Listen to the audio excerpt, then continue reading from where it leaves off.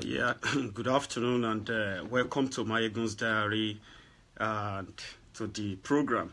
And now we're with Omoyele Sowore, a presidential aspirant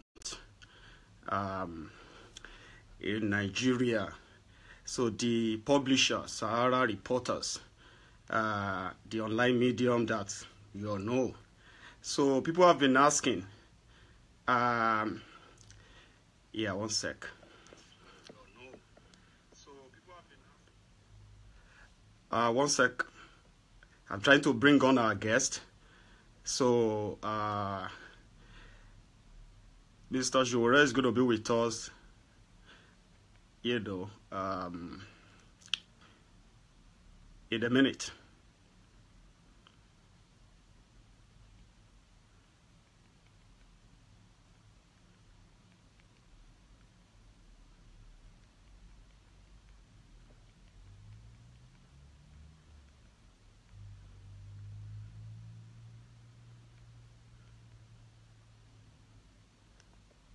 So I'm trying to bring on our guest, so just give me that 1 minute, okay? Let's sort that.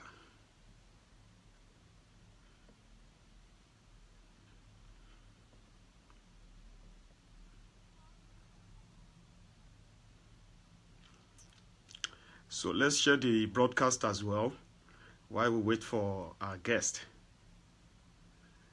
So it's going to be very interesting this afternoon. So, let me check.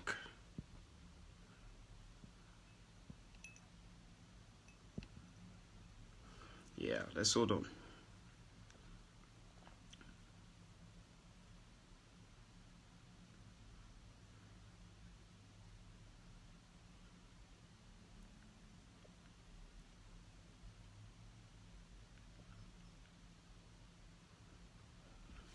So let's hang on while Sowore joins us. So, like I said, it's going to be very interesting this afternoon. And for many of you who have been waiting for this moment to engage Omoyele Sowore on Maiyegun's Diary, you have the opportunity this afternoon. At some point, if time permits us, we may actually take phone calls where people can phone in and ask Sowore 1 or 2 questions this afternoon. So I'm waiting until we cite him here. Once I cite him here now, I can, quickly alert everyone and say, yeah, our guest is here. So we are waiting. We're going to talk about everything. This afternoon, I've told him that I just want him to be himself.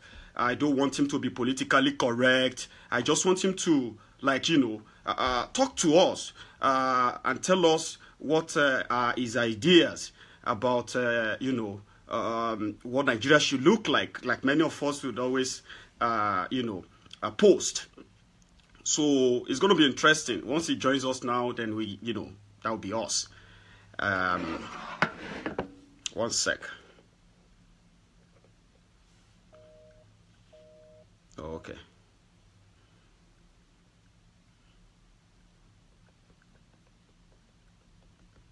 So we are waiting for those of you who are one way or the other friends with Sowore as well. Just tag him. He's been finding it one way or the other, difficult to join us because I'm trying to talk to him here now. Okay. Oh. 1 sec. Let's do this.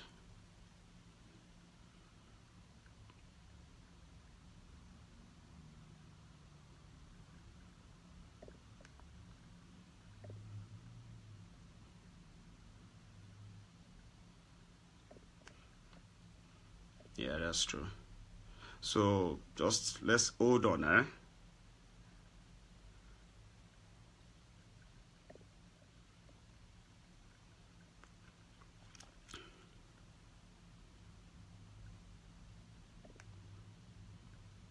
So he's going to join us in a minute, like I said.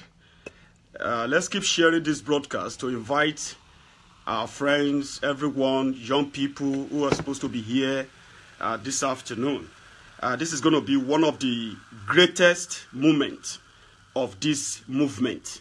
And then it's going to be, the game changer. This broadcast this afternoon is going to be the game changer of the whole movement, of the whole campaign. This is where you are going to know if to make up your mind, right? Oh, thank God Sowore is with us now. So I'm going to bring him on.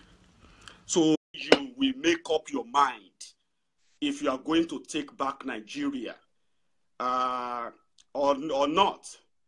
Thank you very much, Mr. President. Can you hear me? Yes, I can hear you loud and clear, General. How are you? Loud and clear. God bless you. So my friends have been asking for you for more than 3 weeks now. We tried to get a hold of you in Nigeria.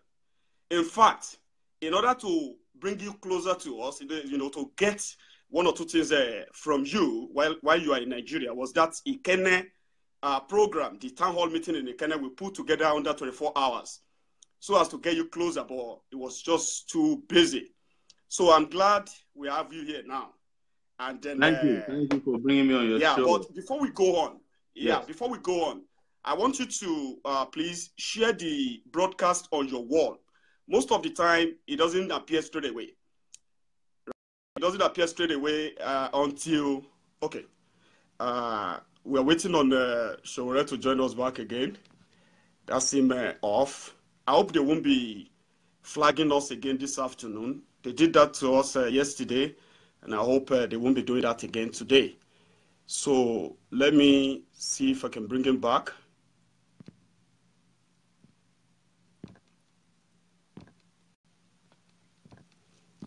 Yeah, we are still having a problem bringing him again.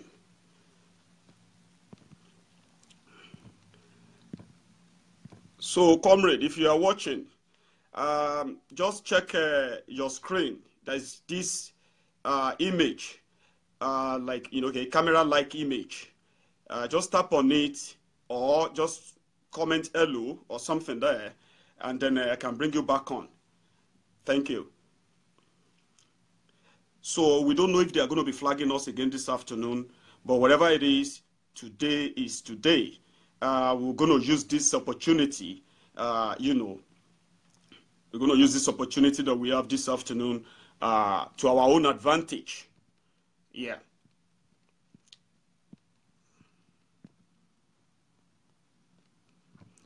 So if you are watching, just drop a hello, a comment, and then I can bring you back on.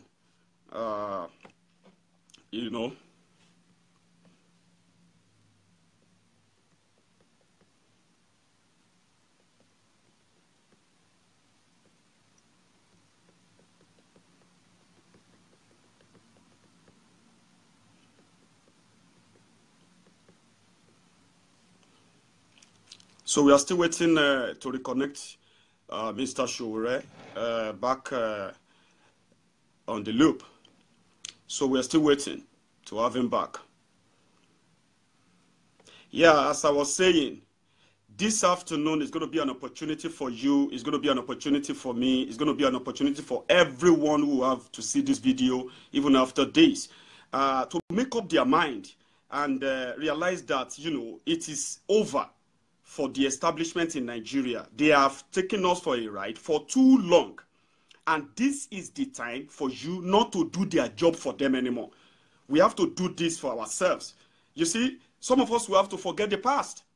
And why you have to forget the past, you have to find out today. Because I'm going to ask him some very, very critical questions. Questions that many of you have written about in the past. So I'm going to, bring him closer to what you have in mind as a young Nigerian or as an old Nigerian, older Nigerian, whoever you are. But as a Nigerian, you will be able to make up your mind. You know what I mean? If this is something that is actually worth it, is this something that I can invest my time, invest my energy, invest my resources, to bring to fruition. So I'm trying to bring our guest back. We are still having problem. you know, still having problem keeping him.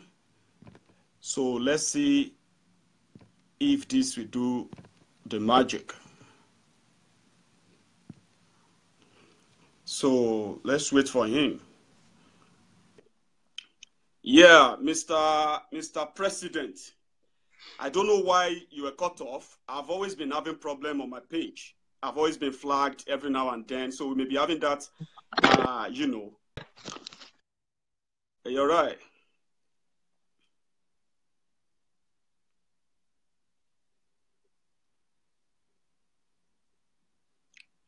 So I think we are still having that same problem. For whatever reason, we are still having that problem.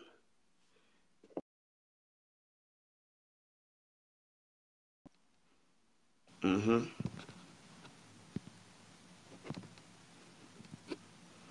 I don't know why they love flagging us. They don't want us to talk. I don't know why they love flagging us.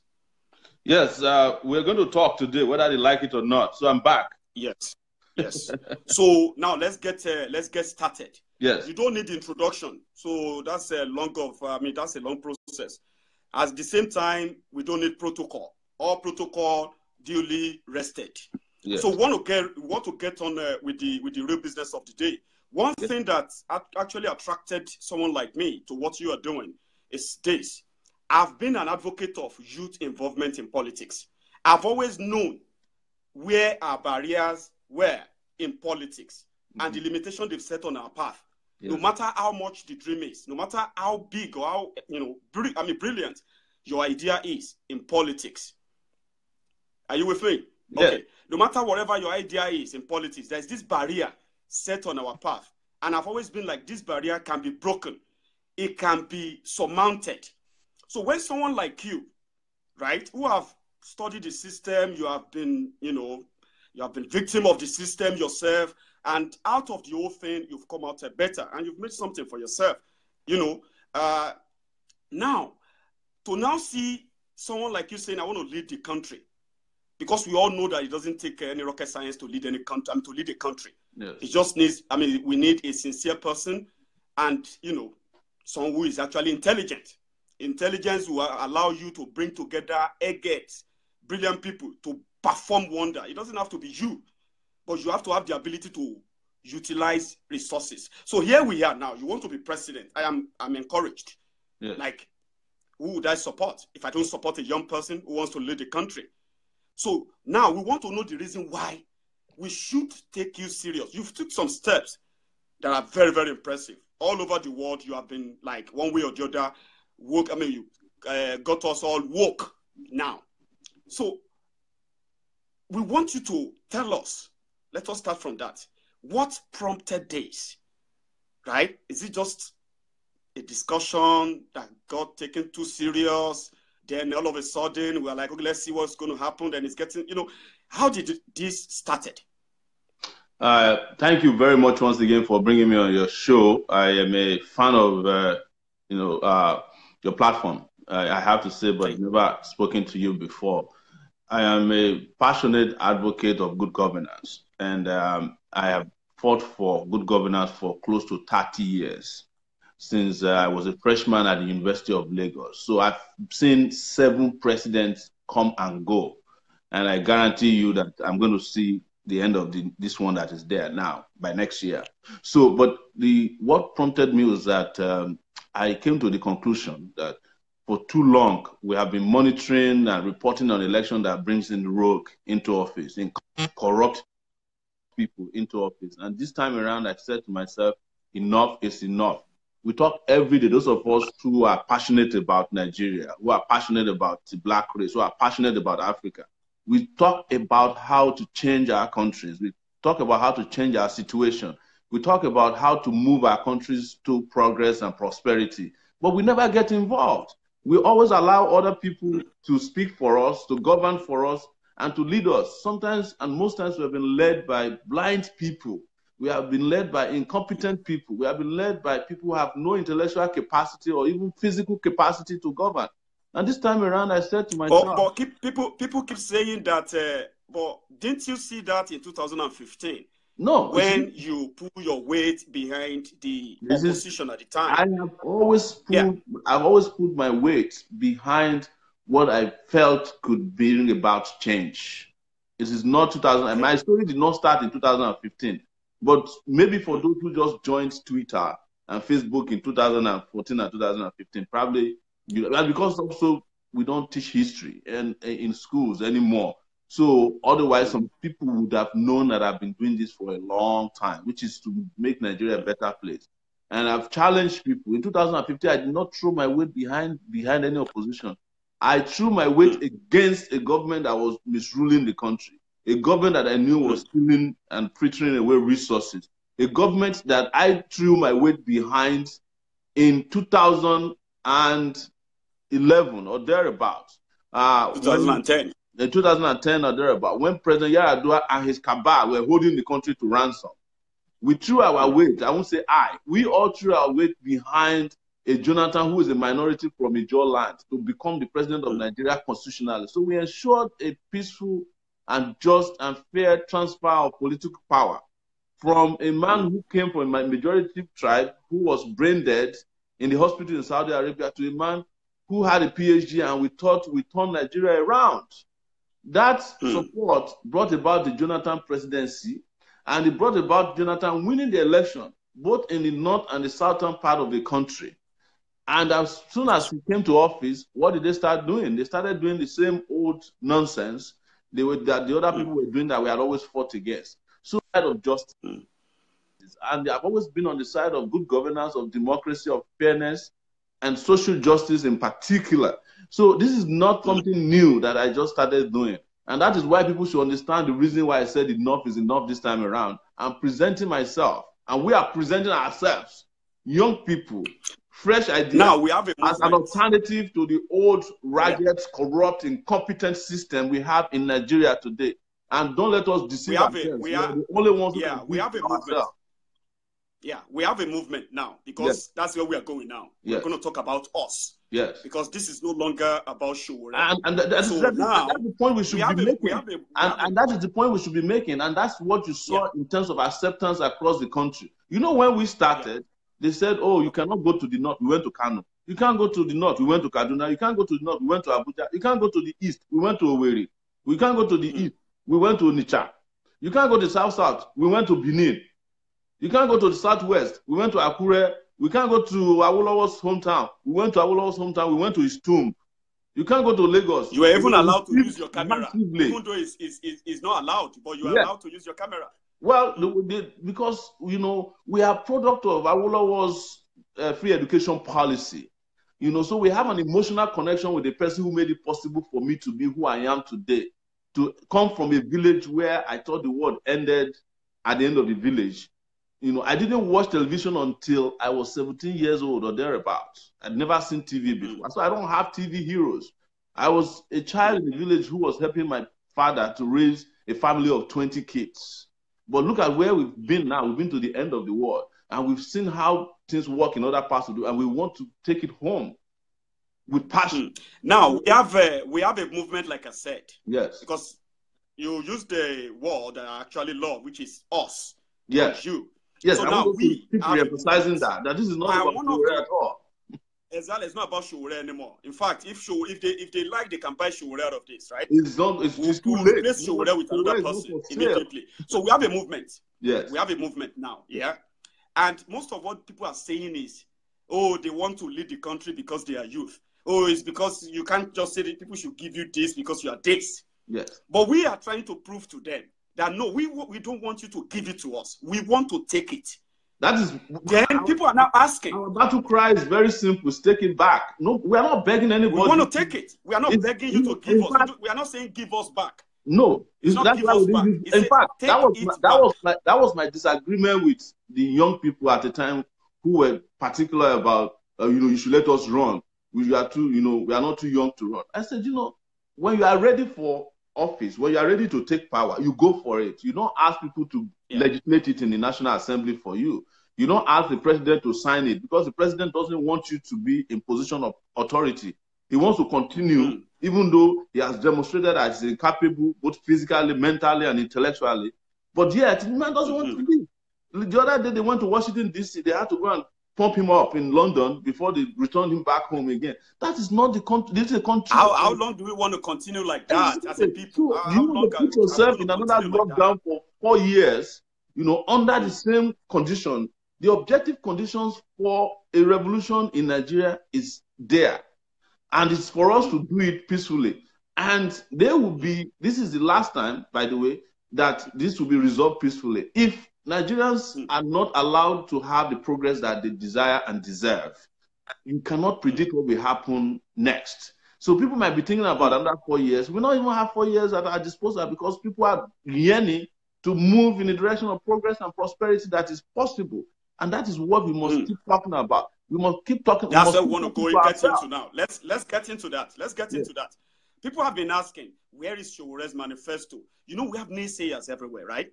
People who don't believe something is possible. Yes. And I have this quote of Nelson Mandela. Yes. He said, nothing is possible until, nothing is impossible until it is done. Yes. We can sit down, analyze this and that, except we put boots on the ground and hit the road running.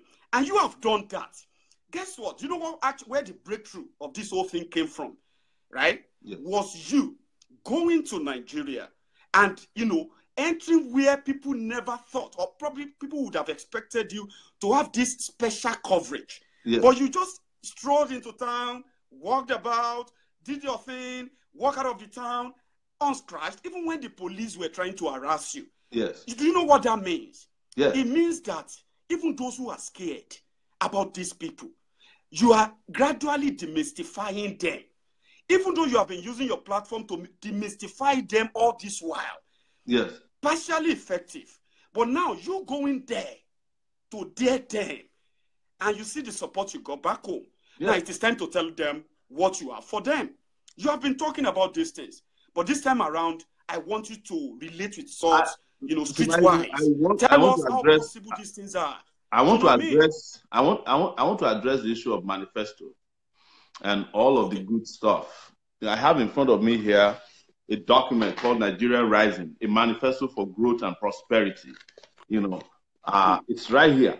We have a manifesto. We have more than manifestos, but you see, a manifesto is as good as the paper upon which it is printed if you don't breathe life into it. What I did was to go to Nigeria and not to be cocky and arrogant about what the Nigerian people want. I wanted to hear from them. That was the essence of town hall meetings. It is not until you hear from Nigerians that you actually know what we have been doing in the past, in our past politics, is to just impose upon the people very flowery language and manifesto. This is what you think you want. We give it to you. If you don't accept it, too good. We'll send thugs, we'll send police, we send the judiciary, we send all the people after you, you send money, and if you don't accept, we'll kill you. No, you have to interact and engage with people first before you can assume that you know what they want. And that's what we did when we went to the north. That's what we did when we went to the east. That's what we did when we went to the southwest. For example, I was surprised that the people in the north, especially women, kept saying they want education for their kids. They kept talking about Makaranta. But when we met them in Kano and Kaduna, by the way, in Kaduna, we had 80% of the people attending our town hall meeting in Arewa House. This you saw live. They were women. That's also very symbolic. They were women to the left. They were Muslim women to the center. They were Christians in the hall, filled up. And they were screaming. And we had a Hausa translator who was telling them in the language that they understood. And they kept... I watched the video. I mean, so impressive, When we met the beggars in Agege in Lagos on the rail line, they kept talking about Makaranta. Do you know why? They realized that Buhari, that they thought would bring them out of poverty, was not interested in their future. The man, even though he says that you should not embrace education as much as possible, all his kids are going to school in London. They have seen through the lies. That is why when we were in Kano, we were able to call him out in Kaduna. I said it in front of thousands of people, including on the internet, that his Manafiki Banza is a deceiver. And wherever we went, another thing you should understand is there was nowhere we went with any police escort. We were just walking freely in the midst of people. That was what got them upset in Lagos when we went to ShopRite. and they wanted to harass us. Like, who are these guys? They don't have police, but they're engaging with people. See, it is that will bring about the manifesto we are talking about. I'm educated enough to understand what the manifesto is, and I can upload. You can cut and paste manifestos from anywhere and upload, and just change your name and the name of the party. It's not the biggest problem. But do the Nigerian people, do Nigerian politicians actually know what Nigerian people want? Because they don't engage with them. They don't even go to town hall meetings. The people of Kaduna said they have never had a town hall meeting before with any politician. They only come and say, come on, then they drive them, they bus them to the venue, share money, and they shout, and they leave.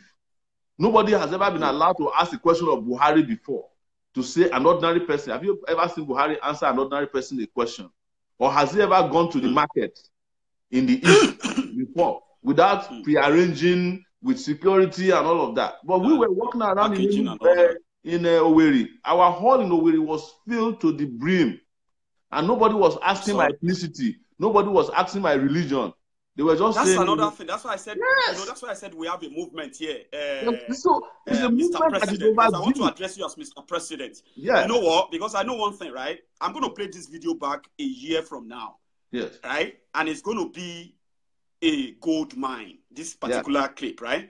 That's why I want to hold you to your words. That's why my friends here, they just want to see you like this. They want you to pour it out, right? Now, the issue of manifesto... I'm one of your friends, by the way. I'm one of the people... You know, the internet is my area of operation. So I love the internet. It's your field, yeah? I'm a digital being, you know? So now, we have you. We have a movement. Yes. The problem that is lacking in our politics in Nigeria, or political system in Nigeria, is lack of ideology. Yes. You, as the face of the movement, right? There must come with you this ideology that will drive this movement across the grassroots and across the interlands. Why? These are the people that will make sure that your ideology or the ideology of this movement is grounded. And before these criminals will have their way back to power, it will take a century. Probably this generation will have to go first. Yes. And it means Nigeria will be out of the doldrum forever. So the ideology that you are bringing in, I want you to tell us, that can drive the entire youth to get involved in politics locally and represent their various community with this ideology. You have the floor. Yes. I will just give you an understand where we are going and where we are headed and our destination. Take an example of China. When China needed to jump in bed with capitalism, they did it. When they needed to try communism, they did it. When it was time for socialism, they did it. And today, you cannot judge a Chinese person by any particular ideology that they used to be known for, or that we used to all embrace. You call them a Chinese person. When you say a Chinese person, you say that's a Chinese. So the word Chinese is an ideology of a hardworking person, a person who is willing to brave it, a person who has pulled himself or herself by the bootstrap and become a global citizen. The same thing is done even here in America. You can say that America is practicing capitalism. Is a lie. Americans practice socialism more than anybody else because they have an American first policy. If they need to kill you to get whatever you have to make their people happy here, they will come and kill you. America don't shy away from that. What ideology is that? Is that they are supporting the aspirations and wishes and the future of their people. They have a plan for another 50 years, 100 years, even though the people who are planning here know that they won't live for 100 years. They are thinking ahead for the future of their children. But in our own case, we